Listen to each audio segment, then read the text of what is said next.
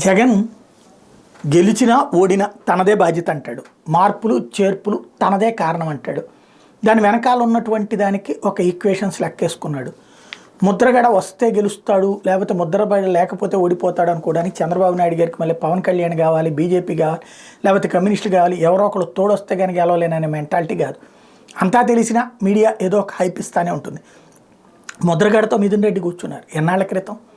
అయితే నాకు తెలిసిన నాకు అవగాహన ఉన్నంత వరకు ముద్రగడకి రాజ్యసభ స్థానం ఇవ్వడానికి వరకు సిద్ధపడ్డారు. ఆయనేమో ఒక 5-6 అసెంబ్లీ స్థానాలు తనకు కావాల్సిన వాళ్ళకి ఇవ్వాలంటే దానికి నిరాకరించారన్నటువంటి మాట వినబడుతుంది. అందుకనినే మొన్న పవన్ కళ్యాణ్ రాయగానే లెటర్ పవన్ కళ్యాణ్కి ముద్రగడ స్పందించారు. దాంతో జనసేన తెలుగుదేశం పార్టీ ప్రతినిధులు వెళ్ళి కలిశారు. ఓవరాల్గా ముద్రగడ లేకపోతే వైసీపీ పరిస్థితి ఏమవుతుంది? కరెక్ట్గా ఒక్కసారి 2014-19 ఎన్నికలు చూస్తే 2014లో వైఎస్ఆర్సీపీకి 67 వచ్చినాయి, 2019లో వైఎస్ఆర్సీపీకి 151 వచ్చినాయి. అప్పుడు ఎప్పుడు ముద్రగడ సపోర్ట్ ఏమీ లేదు.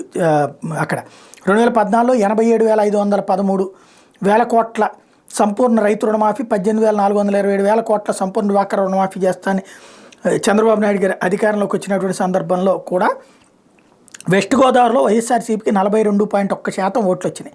10,12,671. తెలుగుదేశం పార్టీకి 48.8% ఓట్లు వచ్చినాయి. అప్పుడు వాళ్ళకి కూడా ఏం ముద్రగడ సపోర్ట్ ఏం లేదు. 11,78,945.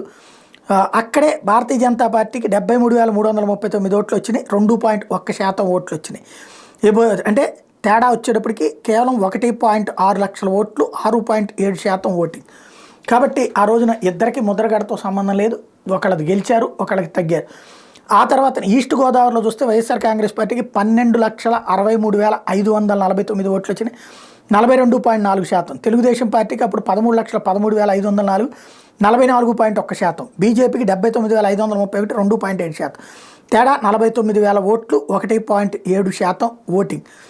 ఇది తూర్పుగోదావరి జిల్లాలో. అంటే రుణమాఫీ, రైతు రుణమాఫీ లాంటివి చెప్పినటువంటి సందర్భంలోనే వచ్చినటువంటి అట్లాంటి తేడా ఉన్నటువంటి సందర్భంలో ముద్రగడను నమ్మి రాజకీయం చేసేటటువంటి ఉద్దేశంలో జగన్మోహన్ రెడ్డి లేరు. అట్లాగనేసి ముద్రగడను అవమానించే ఉద్దేశంలో కూడా లేరు అన్నటువంటి విషయం ఇక్కడ కీలకం.